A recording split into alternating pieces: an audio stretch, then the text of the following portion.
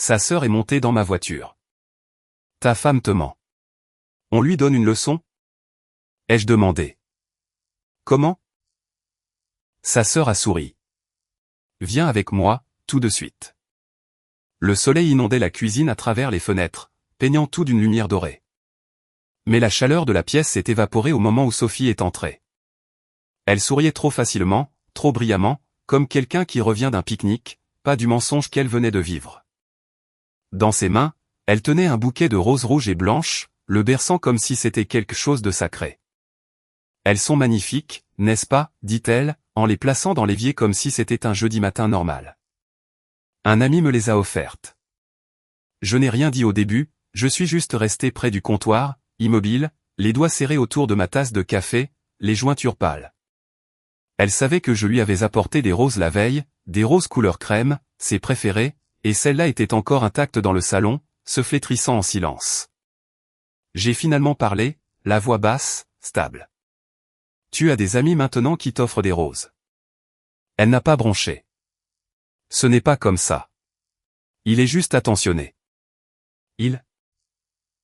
Ma voix est devenue plus tranchante que je ne le voulais. Depuis quand des hommes attentionnés te tendent des roses et tu les acceptes comme ça? Son expression a tressailli une seconde. Mais elle l'a vite masqué. Pourquoi interprètes-tu toujours tout, Julien?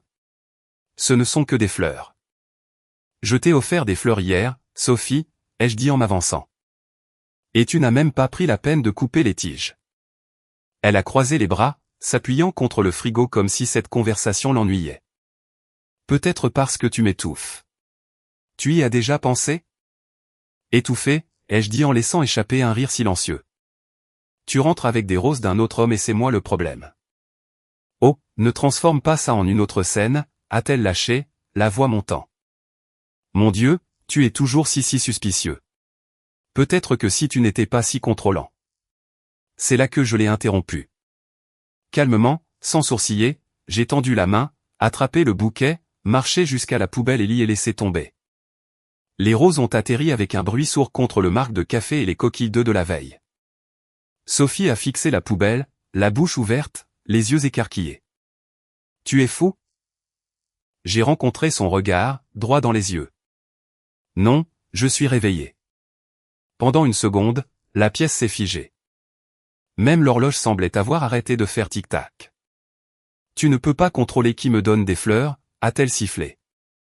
Mais tu peux décider de les accepter ou non, ai-je répondu. Tu as fait ton choix.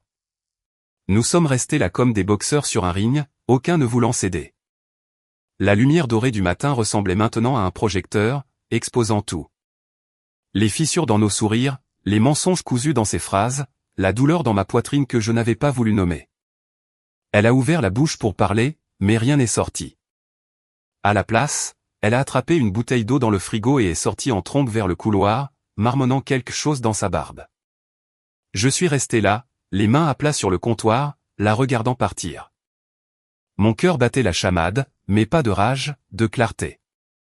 Sophie pensait que j'allais m'effondrer. Elle s'attendait à des supplications, des cris, du désespoir, mais je n'allais pas jouer le rôle qu'elle avait écrit pour moi. J'ai jeté un coup d'œil au bouquet fané dans la poubelle, secoué la tête et suis retourné vers la table où mon ordinateur portable et mon carnet attendaient. Le travail m'appelait. Les délais se moquent des cœurs brisés. Je m'appelle Julien. Je suis entrepreneur. Je construis principalement des maisons sur mesure autour de Lyon et dans la région. Je bâtis des choses qui durent. Des fondations qui ne se fissurent pas sous la pression. C'est ironique, je suppose, parce qu'en cours de route, j'ai oublié de vérifier les plans de ma propre maison. Mais voilà. Je vois clair maintenant. Et ça ce n'était que la première fissure dans le mur. 3 jours passèrent. Nous parlions à peine. L'air entre nous s'était raréfié pour devenir quelque chose de cassant. Nous bougions comme des étrangers dans notre propre maison, nous croisant dans le couloir, nous frôlant en silence près de l'évier, ne parlant que lorsque le silence était trop gênant à supporter. Elle n'a pas mentionné les fleurs à la poubelle. Je n'ai pas posé de questions sur l'homme qui les lui avait offertes, mais chaque instant depuis ce matin avait commencé à s'étirer, plus long, plus froid, plus silencieux. Puis vint le vendredi. Le ciel avait pris ce bleu de début d'hiver, clair mais vif, du genre qui vous glace jusqu'aux os à l'heure du dîner. J'avais déjà mangé un bol de chili réchauffé et fini de faire la vaisselle quand la porte du garage ne s'était toujours pas ouverte. Il était près de 19h. Sophie rentrait habituellement avant 18h30. Son bureau était en centre-ville, à 12 minutes d'ici. Elle envoyait un texto si elle était en retard, mais ce soir, rien jusqu'à ce que la porte grince enfin à 19h14. Ses talons ont claqué sur le carrelage de l'entrée avant que je ne la voie entrer dans la cuisine, enlevant son manteau avec un petit rire essoufflé, comme si elle revenait de quelque chose de délicieux. J'ai levé les yeux de ma chaise, sans rien dire. Elle n'a pas remarqué mon regard au début, pas avant de s'approcher un peu plus, jetant son écharpe sur le comptoir. C'est là que ça m'a frappé. Du parfum, pas le sien. Quelque chose de lourd, boisé, et distinctement masculin. Le genre qui s'attarde sur la peau et les tissus si vous êtes resté assis à côté assez longtemps. Elle a surpris le regard dans mes yeux et pendant une demi-seconde, son expression a hésité, mais elle a vite joué la comédie, se dirigeant vers le frigo. PFFF. Quelle journée de fou. Thomas de la compta a eu un pneu crevé et je suis resté pour l'aider à boucler les rapports mensuels. Elle a attrapé une canette d'eau pétillante, l'a ouverte, a bu une gorgée, tout en évitant mon regard. Je n'ai pas scié. Tu sens différent. Elle s'est raidie, puis a souri, un petit sourire forcé. Oh, c'est probablement le parfum de Jean. Il m'a ramené. La crevaison de Thomas était juste à côté du parking, alors Jean a proposé. On a fini par marcher un pâté de maison de plus car il y avait des travaux près de la sortie. Jean. Je n'avais jamais entendu ce nom auparavant. Pas une seule fois en 10 ans où je l'avais entendu se plaindre de ses collègues, des délais, des imprimantes ou des machines à café en panne. Jean, ai-je répété lentement, d'une voix neutre. Oui, Jean. Elle a ri légèrement, passant une mèche de cheveux derrière son oreille comme si cela allait arranger les choses. Il est inoffensif, très marié. Je l'ai observé alors qu'elle buvait à nouveau. Les yeux trop brillants, le sourire trop large, les mains trop agitées. Ça fait longtemps que tu marches des pâtés de maison avec Jean, ai-je demandé, me levant maintenant, contournant le comptoir jusqu'à ce que nous soyons face à face. Ses yeux se sont levés, sur la défensive. Qu'est-ce que ça veut dire? Je n'ai pas haussé le ton. Je n'en avais pas besoin. Je ne t'accuse pas, ai-je dit. Je te demande très clairement avec qui tu choisis de marcher. Le sourire a vacillé, juste un instant. Julien, a-t-elle commencé, mais je l'ai coupé. Je ne joue plus à ce jeu. Il ne s'agit pas de fleurs, de trajets en voiture ou de parfums mystérieux. Il s'agit du chemin que tu empruntes. Tu veux flirter pour te retrouver sur le siège passager de quelqu'un d'autre, très bien. Mais ne laisse pas la porte à moitié ouverte ici. Sophie a ricané, secouant la tête. Tu es dramatique. C'est un trajet en voiture, pour l'amour de Dieu. Je t'ai ramené en voiture une fois aussi, ai-je dit doucement. 10 ans plus tard, nous sommes mariés. Pense-y. Elle n'a pas répondu, n'a pas nié.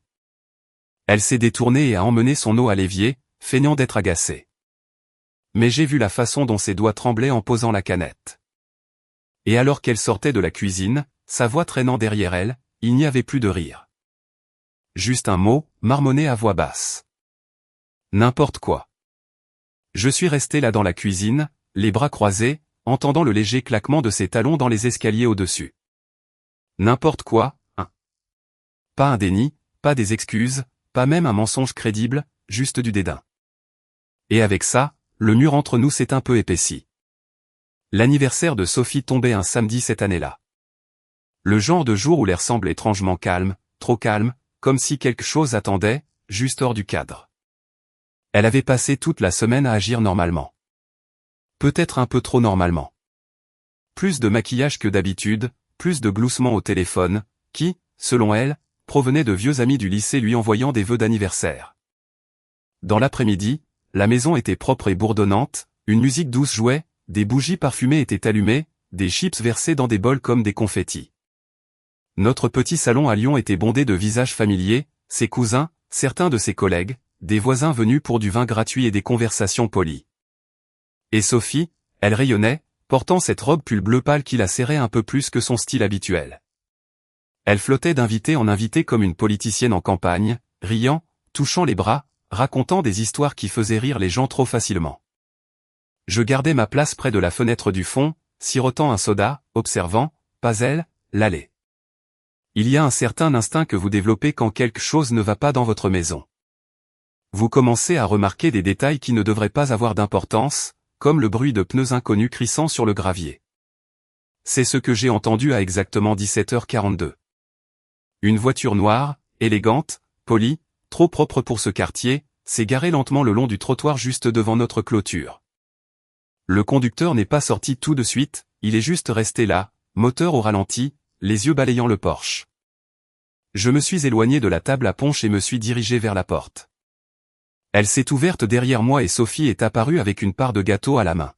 « Julien ?» a-t-elle demandé légèrement, suivant mon regard. « Qu'est-ce qui se passe ?» La portière de la voiture noire s'est ouverte et il était là, grand, impeccablement habillé, les cheveux gominés juste ce qu'il faut.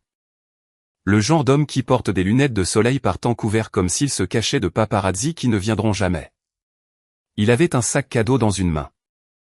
Petit, d'apparence chère, le genre de choses que vous offrez quand vous voulez impressionner, pas quand vous tenez à quelqu'un. Le sourire de Sophie a vacillé. Puis elle l'a masqué avec une gorgée rapide de son vin. Je suis sorti, je l'ai rejoint à mi-chemin dans l'allée. Il a ralenti en me voyant, a hésité, puis a essayé de rester cool. « Oh, salut, c'est bien la maison de Sophie ?» Sa voix était douce.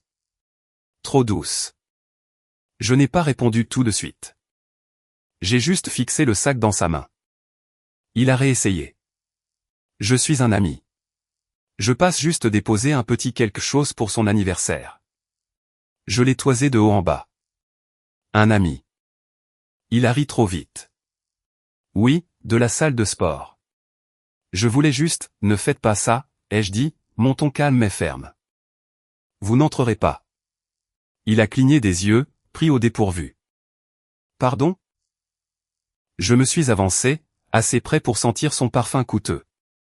Le même qui s'était accroché à Sophie 3 nuits auparavant. Je me fiche de ce qu'elle vous a dit, ai-je dit. Vous avez 30 secondes pour partir avec le peu d'amour-propre qu'il vous reste, ou je vais moi-même apporter ce sac à l'intérieur et lui demander si elle veut l'expliquer devant tout le monde. Ses yeux ont filé vers le Porsche, puis sont revenus vers moi. Je ne savais pas, a-t-il commencé. Je m'en fiche, ai-je répété. Partez maintenant. Il m'a fixé pendant une longue seconde comme s'il décidait de discuter ou non. Puis il s'est retourné, est remonté dans sa voiture et est sorti de l'allée en marche arrière sans un mot de plus. Je suis resté là à regarder la voiture disparaître au bout de la rue. Quand je me suis retourné vers le Porsche, Sophie se tenait dans l'embrasure de la porte, les bras croisés, faisant semblant de siroter son vin comme si elle n'avait rien vu. Mais ses yeux étaient fixés sur les miens. Et pour la première fois, elle avait l'air effrayée. Pas coupable, pas sur la défensive, juste exposée. La musique jouait toujours, mais je ne l'entendais pas. Pas vraiment. Dès que je suis rentré, tout semblait étouffé, comme si j'étais sous l'eau, ou comme si mon esprit avait baissé le volume du monde pour que je puisse me concentrer sur une seule chose. Elle. Sophie. Elle était revenue à son jeu, son verre de vin parfaitement perché, son sourire recollé comme une nouvelle couche de peinture sur des murs fissurés. Elle a ri à quelque chose que son cousin a dit, a passé une boucle derrière son oreille, et ne m'a regardé qu'une seule fois, comme pour essayer de deviner ce que j'avais vu. Je ne lui ai rien laissé paraître. Pas avant 10 minutes plus tard, quand elle s'est dirigée vers la cuisine avec un plateau à moitié vide de mini-quiches. Je l'ai suivie. À la seconde où la porte battante s'est refermée derrière moi, je me suis appuyé contre elle, les bras croisés, lui barrant la sortie. Elle s'est figée au milieu de son pas, le plateau toujours à la main. « Tu as besoin de quelque chose ?» a-t-elle demandé, le ton léger mais cassant. « Oui », ai-je dit. La vérité. Elle n'a pas scié. Elle a simplement posé le plateau sur le comptoir et s'est tournée vers l'évier comme si se rincer les mains pouvait effacer les 5 dernières minutes. « Julien, pourquoi était-il là ?» ai-je demandé d'un ton calme. « Ton ami ?» Ses mains étaient immobiles sous l'eau. Il voulait juste déposer un cadeau. C'est tout. C'est drôle, ai-je dit en m'approchant. Parce qu'un simple ami ne reste généralement pas à traîner devant la maison d'une femme mariée comme s'il se demandait s'il risquait sa vie en entrant. Elle a fermé le robinet, a séché lentement ses mains sur un torchon, toujours face à l'évier. Tu réagis de manière excessive. Elle ne m'a pas regardé dans les yeux, ai-je pensé. Elle ne l'a pas fait. Sophie. Silence. Qui est-il? Finalement, elle s'est retournée. Son visage était fermé. Pas d'excuses, pas même de défense. Juste de la lassitude. Il s'appelle Nicolas, a-t-elle dit. C'est un ami de la salle de sport. On a discuté. Pris un café. C'est tout. Discuter, ai-je répété en m'approchant. Un café? Tu invites des hommes comme ça dans notre allée pour des dépôts de cadeaux occasionnels maintenant? Je ne l'ai pas invité, a-t-elle lâché. Il est juste arrivé. Je ne savais pas qu'il venait. Bien sûr, ai-je dit en la fixant intensément. Tout comme tu ne savais pas que son parfum s'accrocherait à ton pull la semaine dernière. Elle a croisé les bras, la mâchoire serrée. Tu déformes tout. Je vois tout, les jeux corrigés.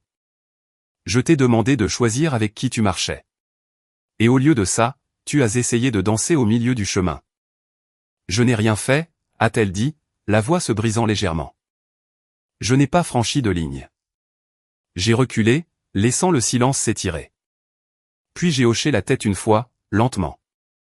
Alors ça ne te dérangera pas si je dis à tout le monde là dehors qu'un homme vient de se présenter avec des boucles d'oreilles dans une boîte en velours et a demandé après toi. Son visage est devenu pâle. Il n'a pas, je ne l'ai pas laissé finir. Je lui ai dit de partir, ai-je dit en me tournant vers la porte. Je t'ai épargné pour l'instant. Et sur ce, je suis sorti, la laissant plantée dans la cuisine avec sa robe de soirée, ses mensonges parfaits et le plateau d'amuse-gueules oublié. Je ne suis pas allé loin, juste jusqu'au camion, assis derrière le volant en silence. Mes mains sur le volant, toujours serrées. Pendant ce temps, à l'intérieur, la musique continuait de jouer comme si rien n'avait changé, mais je savais que ce n'était pas le cas. Tout avait changé. Je n'avais pas bougé. Pas pendant 10 minutes, peut-être plus. La cabine du camion était silencieuse, à l'exception du faible bourdonnement de la musique lointaine qui s'échappait de la maison. Une chanson pop entraînante qui contrastait violemment avec la tempête qui se préparait dans ma poitrine. Mes poings reposaient toujours sur le volant, serrés et silencieux. Mes jointures pâles à cause de la pression. Puis un clic. La portière passager. Je n'ai pas regardé. Je savais déjà qui c'était. Une seule personne se glisserait dans ce siège comme si c'était familier. Une seule personne fermerait la porte doucement, comme si elle entrait dans un confessionnal. « Salut, Julien », dit doucement Manon. La petite sœur de Sophie. Toujours trop perspicace pour son propre bien. Le genre de femme qui observe tout depuis les coins d'une pièce et ne pose jamais de questions dont elle ne connaît pas déjà les réponses. Je l'ai regardée. Elle avait les jambes croisées, les bottes saupoudrées de neige, les bras croisés fermement comme si elle gardait quelque chose de dangereux juste sous la surface. « Tu veux que je parte ?» a-t-elle demandé. J'ai haussé les épaules. « Ça dépend de ce que tu es venu faire ici. » Elle a eu un petit sourire en coin. L'honnêteté. Ce mot m'a frappé plus fort que je ne l'aurais voulu. Je me suis adossé à mon siège. Alors, vas-y.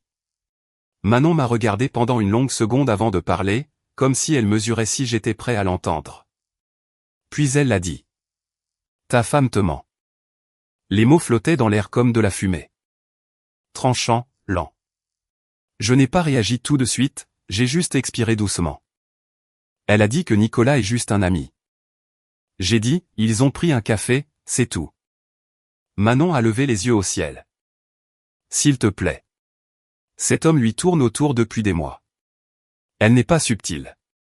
La façon dont elle se penche quand elle lui parle à la salle de sport, c'est pratiquement une scène de film. Je me suis tourné vers elle. Tu les as vus? Elle a hoché la tête. Chaque semaine. Sophie pense que je suis trop égocentrique pour remarquer quoi que ce soit. Mais je ne suis pas aveugle, Julien.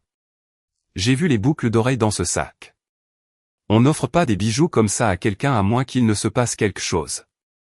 Elle dit qu'aucune ligne n'a été franchie, ai-je marmonné, amer de voir à quel point cette phrase devenait éculée. Elle l'a franchi à la seconde où elle a commencé à te cacher des choses, dit Manon, la voix plus douce maintenant. Et je pense qu'elle veut se faire prendre. Elle ne veut juste pas l'admettre. Je l'ai regardé, vraiment regardé. Qu'est-ce que tu attends de moi, Manon? Ses lèvres se sont courbées en un très léger sourire en coin, mais ce n'était pas cruel.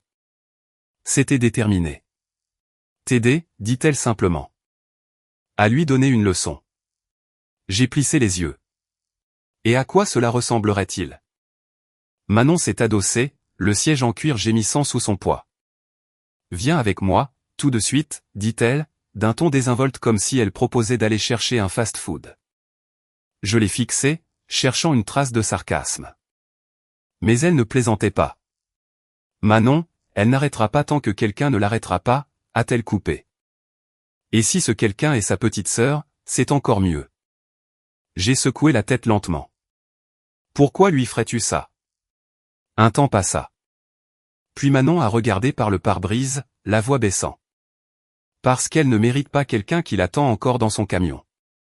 Ces mots ont atterri comme une douche froide de vérité. Elle s'est tournée vers moi. Je suis sérieuse maintenant. Tu peux rester assis ici toute la nuit et la laisser continuer à jouer sur cette ligne, ou tu peux entrer et t'assurer qu'elle en tombe. Je n'ai pas bougé, n'ai pas parlé, mais quelque chose a changé dans l'air entre nous. Manon a attrapé la poignée de la porte. Je t'attendrai près du porche, dit-elle. Ne tarde pas trop. Et sur ce, elle est sortie en direction de la maison, laissant la porte ouverte pour que je la suive. Je ne me suis pas pressé, mais je n'ai pas hésité non plus. Le temps que je sorte du camion et que je me dirige vers le porche, Manon était déjà près de la porte, une main sur la hanche, l'autre posée sur le cadre comme si elle était chez elle. Sa tête était légèrement inclinée alors que j'approchais, son expression indéchiffrable, les yeux vifs et déterminés. « Tu es prêt ?» a-t-elle demandé. « Non », ai-je marmonné en poussant la porte. « Mais faisons-le quand même. » Nous sommes entrés ensemble. Au moment où la porte s'est refermée derrière nous, tout a ralenti. Les conversations ont baissé d'un ton. Quelques têtes se sont tournées. Au début, c'était juste le regard habituel que les gens jettent quand quelqu'un entre dans une pièce. Mais ensuite, ils ont vu la main de Manon se glisser dans la mienne, et là, ils ont vraiment commencé à regarder. Elle s'est penchée près de moi, sa voix à peine un murmure. « Fais-moi confiance. » Avant que je puisse demander ce qu'elle voulait dire, avant que je puisse dire quoi que ce soit, elle s'est retournée, a pris mon visage entre ses deux mains et m'a embrassé là, juste devant tout le monde. Un baiser profond, délibéré, assez lent pour être remarqué, assez doux pour être obsédant, et assez fort pour briser le silence qui a suivi. La salle a eu un hoquet, pas au sens figuré, littéralement. Je pouvais sentir chaque paire d'yeux se river sur nous. La chaleur du jugement, la confusion, la gêne instantanée. Quelqu'un a laissé tomber un gobelet en plastique. Un rire étouffé est mort dans la gorge de quelqu'un d'autre. Je me suis reculé le premier, abasourdi. Manon, ai-je commencé, mais elle ne me regardait pas. Elle regardait par-dessus mon épaule. J'ai suivi son regard. Sophie. Elle se tenait figée de l'autre côté de la pièce, son verre de vin incliné en l'air comme si elle avait oublié qu'elle le tenait. Ses lèvres étaient entr'ouvertes, ses yeux écarquillés, l'incrédulité peinte sur chaque parcelle de son visage. Le verre a glissé, s'est brisé sur le parquet dans un désordre de rouge et d'éclat. Le silence est devenu plus pesant. Puis Manon s'est avancée, froide, calme, comme si elle avait répété ce moment dans sa tête 1000 fois. Je pense, dit-elle, sa voix tranchant la pièce comme un fil de fer, que quelqu'un devrait interroger Sophie sur son amant. Personne ne respirait. La bouche de Sophie a bougé, mais aucun mot n'est sorti. Ses mains planaient inutilement dans les airs, ne sachant pas si elle devait nettoyer le verre, se défendre ou fuir. Autour de nous, les invités s'agitaient. Des chuchotements ont éclaté. Des rires nerveux. Certains ont commencé à prendre leur manteau. D'autres se contentaient de regarder, espérant que c'était un jeu de société tordu avec une chute à venir. Ce n'était pas le cas. Sophie a finalement retrouvé sa voix. « Manon, qu'est-ce que tu fiches, bon sang ?» Mais c'était trop tard. Le spectacle était déjà terminé. Manon a tourné les talons et s'est dirigée vers le couloir sans un mot de plus. Je suis resté là, près de la porte, laissant le poids de tout cela s'installer. Les yeux de Sophie se sont accrochés aux miens à travers la pièce, grands et humides de choc. « Julien » a-t-elle murmuré, sa voix portant à peine. « S'il te plaît. » Je n'ai pas bougé, n'ai pas parlé. Elle a fait un pas en avant, incertaine. Sa bouche s'est rouverte, mais quelqu'un au fond de la pièce s'est raclé la gorge, fort et intentionnel. Le charme était rompu. Les gens ont commencé à sortir. Manteaux enfilés à la hâte. Hochement de tête gêné. Un de ses collègues a marmonné quelque chose à propos d'un lever matinal. Un autre n'a rien dit du tout. En quelques minutes, les rires avaient disparu. La musique jouait toujours, mais maintenant elle sonnait ridicule. Creuse. Et elle était là, Sophie, entourée de verres brisés, de gâteaux inachevés et du fantôme d'une fête qui s'était effondrée sur elle-même. Je n'ai pas regardé en arrière en sortant. Je n'en avais pas besoin. Le silence qui me suivait en disait assez. Le lendemain matin était presque surréaliste. La lumière du soleil se déversait par les fenêtres de la cuisine comme si rien ne s'était passé, comme si le verre brisé et les accusations chuchotées n'avaient pas fait voler la nuit en éclats quelques heures plus tôt. Mais la seule chose de brisé maintenant était le silence que j'avais espéré voir persister. Car quand je suis entré, elle était au fourneau en train de faire des crêpes, vêtue de sa robe de chambre douce et délavée, et fredonnant quelque chose sans mélodie sous son souffle comme si c'était un dimanche matin comme les autres dans notre maison. Un saladier était dans l'évier. L'air sentait la vanille et le sirop brûlé. Elle avait même mis la table, fourchette, assiette, 2 tasses. Je me tenais dans l'embrasure de la porte, la regardant bouger comme une femme que la culpabilité n'avait pas touchée. Elle m'a finalement remarqué. « Oh, tu es levé » dit-elle avec un sourire éclatant, trop facile. Je me suis dit que tu voudrais peut-être quelque chose de chaud après, tu sais, la longue nuit. Je n'ai pas répondu. Elle a fait glisser une crêpe sur une assiette et l'a poussée vers moi, essayant de paraître décontractée. J'y suis allé un peu fort. Elle a ri trop fort. J'en ai fait une dizaine. Je cuisine toujours quand je suis nerveuse. Tu le sais. Mes yeux n'ont pas quitté son visage. Nerveuse. Elle s'est figée une demi-seconde, puis a rapidement souri à nouveau. Je veux dire, tout a un peu dérapé hier soir. Manon peut être dramatique. J'ai tiré une chaise, mais je ne me suis pas assis. Je suis juste resté là, les mains sur le dossier. Elle m'a embrassé devant tout le monde, ai-je dit lentement. Les yeux de Sophie ont filé vers les miens, et j'ai vu quelque chose vaciller. Pas de la douleur, pas de la colère, du calcul. Elle s'est dirigée vers l'évier, rinçant une poêle qui n'en avait pas besoin. Elle a toujours eu le goût du spectacle. Ce baiser. Elle a ricané. Une manœuvre de bas étage. Tu n'avais pas l'air de penser que c'était une manœuvre. Elle s'est retournée, un torchon à la main. Qu'est-ce que ça veut dire? Je l'ai étudié. Tu avais l'air effrayé. Elle a laissé échapper un rire sec. Parce que c'était humiliant, Julien. Devant mes amis, mes collègues. C'était ton idée de te tenir à ses côtés comme ça. Ce n'était pas prévu, ai-je dit. Mais je ne l'ai pas arrêté non plus. Elle m'a fixé, le torchon se tordant entre ses doigts. Et alors? Tu es avec elle maintenant? Non, ai-je dit simplement. Je suis avec moi-même maintenant. Pour la première fois depuis longtemps. Le silence a atterri brusquement entre nous. Elle a cligné des yeux, la bouche tressaillant comme si elle ne savait pas à quelle partie de cela répondre. Puis elle a réessayé, la voix plus douce. Écoute, Manon est évidemment jalouse. Elle a toujours été comme ça avec moi. Elle a probablement inventé toute cette histoire d'amant juste pour m'humilier. J'ai haussé un sourcil. Alors Nicolas est imaginaire maintenant. Son expression n'a pas failli assez vite. Cette demi-seconde d'immobilité, ce simple clignement de panique, m'a dit tout ce que j'avais besoin de savoir. J'ai laissé le silence grandir. Elle s'est avancée, tendant la main vers mon bras. Julien, je n'ai pas franchi de ligne. D'accord, peut-être que j'ai été distante. Peut-être que j'ai un peu flirté, mais rien de sérieux ne s'est passé. Tu me connais. Tu sais que je ne ferai jamais vraiment, j'ai vu la façon dont tu l'as regardé. Sa voix s'est étranglée. Je l'ai vu, Sophie. Ce regard que tu as. Tu me le lançais à moi, avant.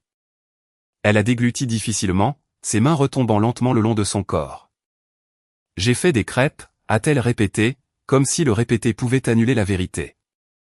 Et pendant un instant, j'ai presque eu pitié d'elle.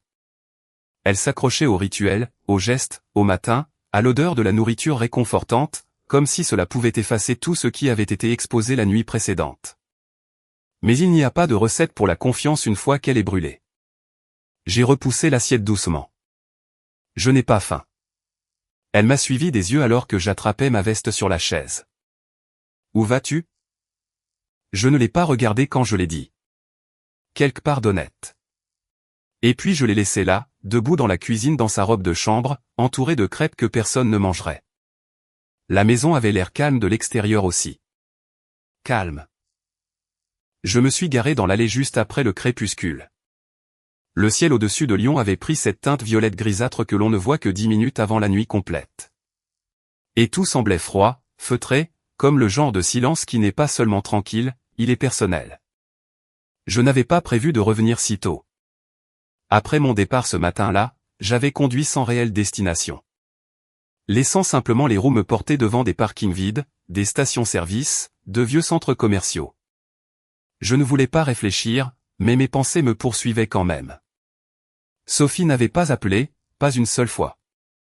Peut-être qu'elle pensait que je me calmerais et que je rentrerais à la maison avec l'odeur des crêpes et un autre faux sourire.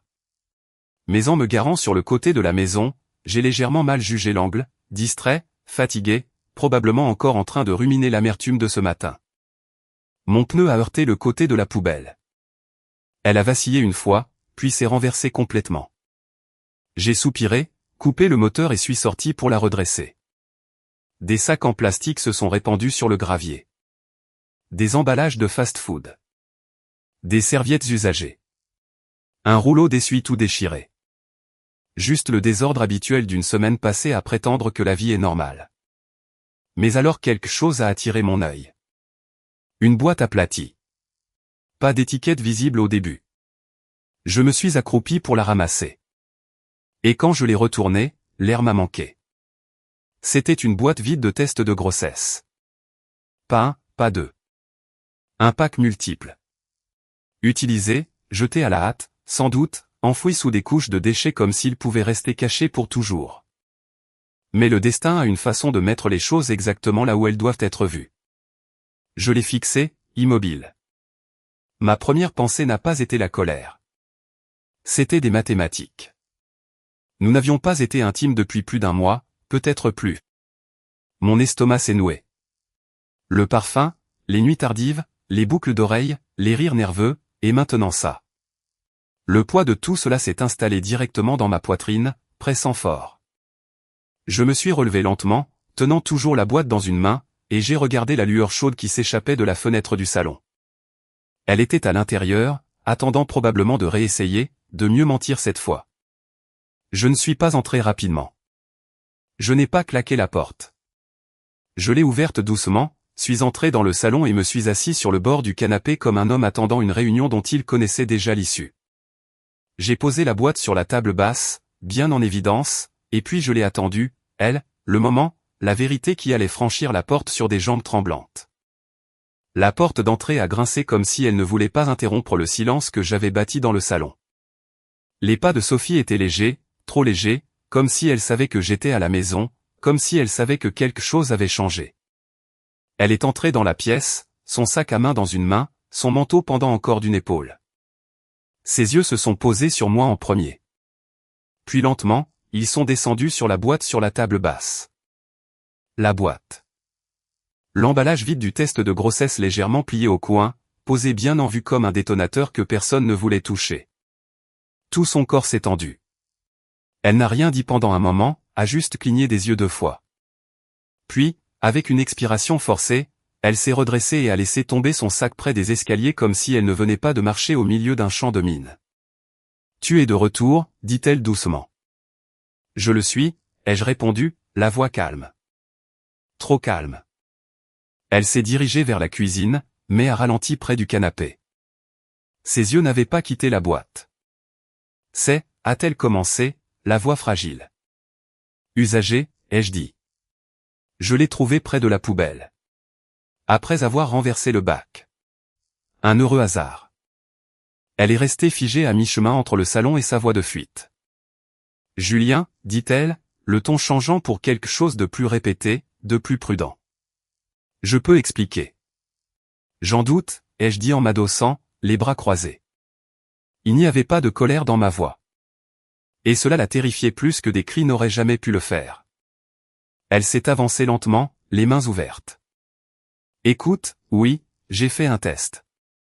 J'étais en retard et j'ai paniqué. D'accord. Je ne voulais pas te le dire avant d'être sûr. Nous n'avons pas été ensemble depuis 6 semaines, ai-je dit. Ses lèvres se sont entr'ouvertes, mais aucun mot n'est sorti. J'ai laissé le silence s'installer. Puis je me suis penché en avant, posant mes coudes sur mes genoux. J'ai vu les messages.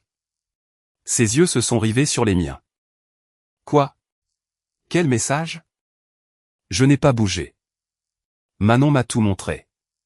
Des captures d'écran, des conversations entières. Toi et Nicolas. Elle a dégluti difficilement. Julien, ce n'était que des mots, juste des textos. Ce n'était rien de réel. C'est drôle, ai-je dit, parce que le ton des messages disait le contraire. Tu avais l'air investi. Ce n'est pas juste, dit-elle en secouant la tête. Tu ne connais pas le contexte. Je sais comment il t'appelle, ai-je interrompu. Je connais les surnoms. Je sais quand vous avez commencé. Je sais quelle nuit tu m'as dit que tu restais tard pour une réunion, et je sais ce que tu lui as dit après. Le visage de Sophie s'est effondré. Ses jambes ont lâché en premier. Elle s'est affaissée dans le fauteuil en face de moi, paraissant soudain petite comme si les murs s'étaient rétrécis autour d'elle. Des larmes ont coulé, mais je n'ai pas bronché. Elle a tendu la main, la voix se brisant. Julien, s'il te plaît. Ça ne voulait rien dire. J'étais seul. J'étais perdu, mais je n'ai pas couché avec lui. Je l'ai fixé. Puis, lentement, délibérément, j'ai pointé à nouveau la boîte. Tu en es sûr? Silence. Sa gorge s'est serrée. Je ne sais pas, a-t-elle murmuré. Et c'était tout. C'était tout ce que j'avais besoin d'entendre. Je me suis levé, suis allé au placard et j'ai sorti la petite valise grise que j'avais faite la semaine dernière. Celle que je n'avais jamais défaite. Je l'ai portée jusqu'à la porte et l'ai ouverte. Pas pour partir, mais pour y placer quelque chose. Une liasse de papier plié, proprement imprimé, signé, prêt. Je présenterai tout au tribunal, ai-je dit. Les captures d'écran, la chronologie, la trahison émotionnelle, le test de grossesse. Elle a levé les yeux vers moi, la panique se propageant rapidement maintenant. Julien, attends. S'il te plaît, ne fais pas ça. On peut arranger ça. On peut parler de tout. Je t'aime encore. Je ne suis pas intéressé par un amour qui ment si facilement. Elle s'est levée brusquement, la voix montant. Tu n'es pas juste. Tu ne m'as jamais demandé comment je me sentais. Tu étais toujours là, présent, mais froid. J'ai fait une erreur. Arrête, ai-je dit sèchement, mais ma voix n'a jamais haussé le ton. Elle s'est figée. Tu n'as pas fait une erreur, ai-je continué. Tu en as fait des centaines. Chaque mensonge, chaque message, chaque trajet avec lui. Chaque fois que tu es passé devant moi, en sachant ce que tu cachais. Elle a ouvert la bouche, mais je me suis dirigé vers la porte et l'ai ouverte à la place. L'air froid de la nuit s'est engouffré.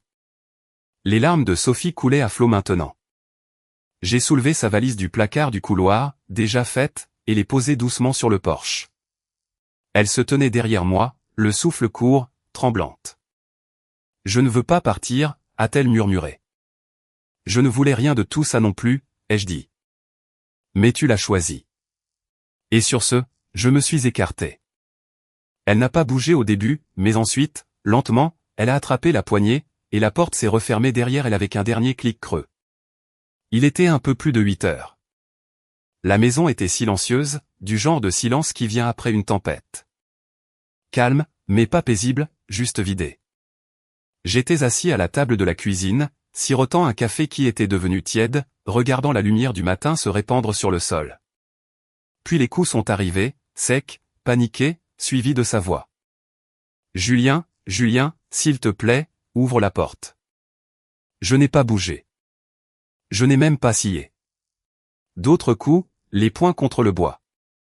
Et puis sa voix à nouveau, rauque et craquelée. Je sais que j'ai tout gâché. D'accord, je sais que j'ai menti, mais ça ne voulait rien dire. Ça n'est pas allé jusqu'au bout, Julien. Tu dois me croire. Je me suis levé lentement, j'ai marché jusqu'à l'entrée. Plus de coups, plus de désespoir. J'avais peur. J'étais seul, mais je n'ai jamais cessé de t'aimer. Pas une seconde. J'ai ouvert la porte. Pas complètement, juste assez pour voir son visage. Des larmes striaient le même manteau que la nuit dernière, comme si elle n'avait pas dormi du tout. Elle a eu un hoquet en me voyant. « Oh, Dieu merci », a-t-elle murmuré. « Tu es là. » « J'ai toujours été là, ai-je dit. » Elle s'est avancée, mais je ne l'ai pas laissée entrer. « Julien, s'il te plaît. Tu es en colère. Tu es blessé. Je comprends. Mais ça ce n'est pas nous. On a traversé trop de choses pour que ça se termine comme ça. Je n'ai rien dit. On ne jette pas des années de vie commune pour une erreur, a-t-elle continué, la voix tremblante. Les gens pardonnent. Si l'amour demeure, tout peut être pardonné. Je me suis appuyé sur le cadre de la porte, la fixant. Puis j'ai secoué la tête une fois. Alors, va te pardonner toi-même. Son souffle s'est coupé comme si je l'avais frappé avec un mot au lieu d'un point. Elle a cligné des yeux, vacillant légèrement sur ses pieds. Julien. Mais je n'ai plus parlé. Je n'ai pas plaidé. Je n'ai pas expliqué. J'ai juste fermé la porte doucement, délibérément. Et de l'autre côté, je l'ai entendu éclater en sanglots, brut et impuissant. Mais je n'ai pas rouvert. Pas cette fois. Plus jamais. La maison était de nouveau silencieuse, seulement maintenant, elle semblait enfin honnête. 3 semaines s'étaient écoulées depuis que la porte s'était refermée derrière elle. La maison s'était apaisée. Pas seulement au sens littéral, cependant. Le silence était devenu quelque chose que je ne redoutais plus, mais dans ma poitrine aussi. Comme si tout en moi avait enfin cessé de trembler. J'ai retrouvé Manon un jeudi. Petit café du centre-ville. Rien d'extraordinaire. 2 chaises sur le trottoir, le sifflement de la machine à expresso à l'intérieur, une guirlande de petites lumières au-dessus, même s'il faisait encore jour. Elle était déjà là quand je suis arrivé, remuant quelque chose de glacé dans un grand verre, et regardant la circulation comme si c'était un jeu. Quand elle m'a vu, elle a affiché ce même sourire malicieux qu'elle portait toujours. Mi-amusé, mi-provocateur. « Tu as survécu, dit-elle. » J'ai tiré la chaise en face d'elle. De justesse. Elle a siroté sa boisson. « Tu as l'air plus léger. » Le divorce fait ça. Elle a haussé un sourcil. « Tu vas toujours jusqu'au bout ?» J'ai hoché la tête. Les papiers sont déposés. Elle n'a rien contesté. Je pense qu'au fond d'elle, elle sait que c'est fini. Manon s'est adossée à sa chaise, ses yeux me parcourant comme si elle mesurait quelque chose. Je pensais ce que j'ai dit, tu sais, cette nuit-là. Oui, ai-je dit. Tu as fait ce qui devait être fait. Elle a souri plus largement. Ce baiser a vraiment fait son effet, hein? J'ai ri. Le premier vrai rire depuis un moment. Peut-être, calme-toi sur les baisers dramatiques la prochaine fois. Pas de promesse, dit-elle en levant son verre. Nous sommes restés en silence un moment, regardant simplement le monde passer. Les voitures, les gens, la vie qui continue comme elle le fait toujours. Puis je l'ai regardé et j'ai dit, merci, Manon. De ne pas avoir détourné le regard. De m'avoir dit ce que je ne voulais pas admettre. Elle a haussé les épaules. Tu as toujours mérité mieux. J'ai juste donné un petit coup de pouce à la vérité. J'ai siroté mon café, regardant la vapeur s'enrouler dans l'air. Cela ne ressemblait pas à une victoire, juste à de la clarté. Et parfois, c'est plus précieux que la vengeance. Pour la première fois depuis longtemps, je ne portais pas son poids, ni ses mensonges, ni la douleur de prétendre que tout allait bien. Pour la première fois depuis des années, je me sentais en paix. C'était la fin de mon histoire.